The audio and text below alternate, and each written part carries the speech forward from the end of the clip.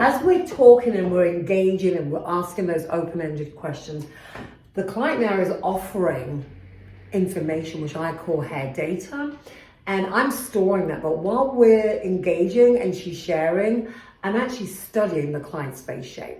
I'm looking at her features. I'm looking at her face and thinking, what are her strongest features?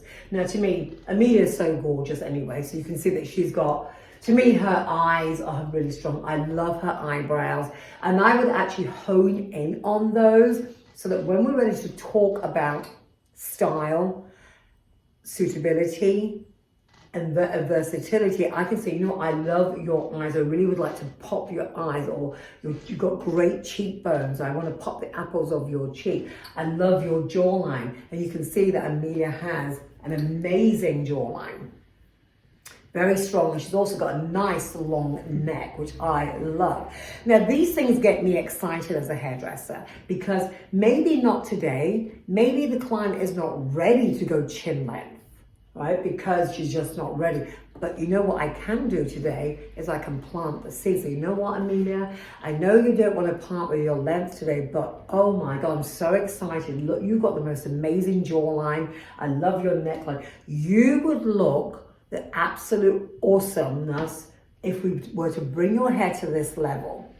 Now, notice I'm not saying cut your hair off to this level, or I'm going to cut 10 inches of hair. I would say really would like to emphasize the natural bone structure of your jawline. And what that will also do is really pop your beautiful lips, because she's got really strong lips. So overall, we've got an awesome client here. She's got a very strong face, and really think you would agree that pretty much any haircut would look great on her. And luckily she's open anyway. So, but even if you know what you're doing, it's always really important to go in and study the face shape and really highlight the strong features. And also another thing I like to do is I like to have the client, I ask the client, Amelia, what do you think your favorite feature is?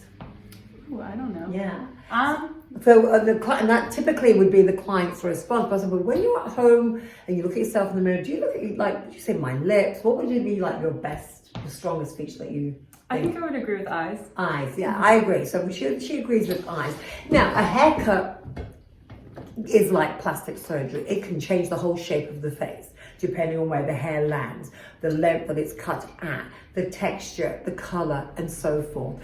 So we have the advantage where we can actually reshape the client's face by where we place the hair. So as I was saying earlier, if we really think her eyes are strong, maybe we want to do she's got a nice amount of distance in her forehead, maybe do a nice sharp fringe on her. And it could be very strong fringe because she's got a very strong face. It could be very choppy fringe as well. It could also even be like a baby fringe. I really like that. Like a micro bang will look great on her, because then you're really emphasizing the eyes at that point. With the lips, you know, with the lips, we could do a lot more texture, a lot more PC, a lot more shagginess going on. If we really wanted to emphasize the jawline, we could definitely bring a line through to the jaw, so it really emphasizes that. So those are a few things that I like to point out. Before I make any decision on what I'm doing and why, I haven't even made a suggestion. I always like to pin the hair up. The next thing I like to do is I like to look at the growth pattern in the hairline. And this is all before we make a decision.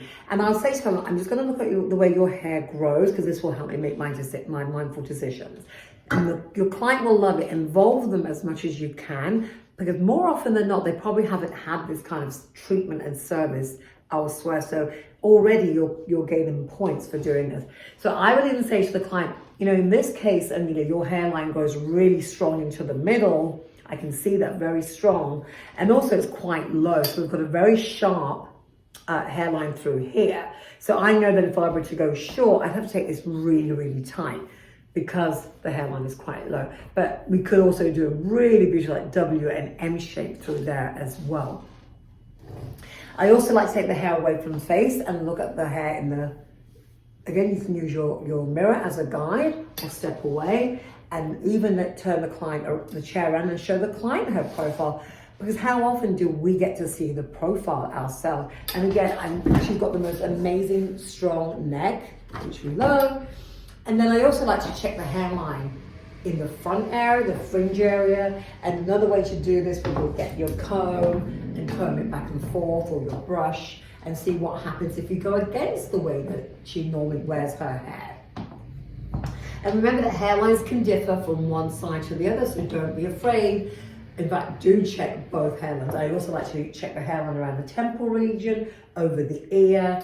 And then another thing that I like to do in the consultation is I like to feel the head shape. So this is very important as well, because I can already tell that Anita has a very, very strong head shape.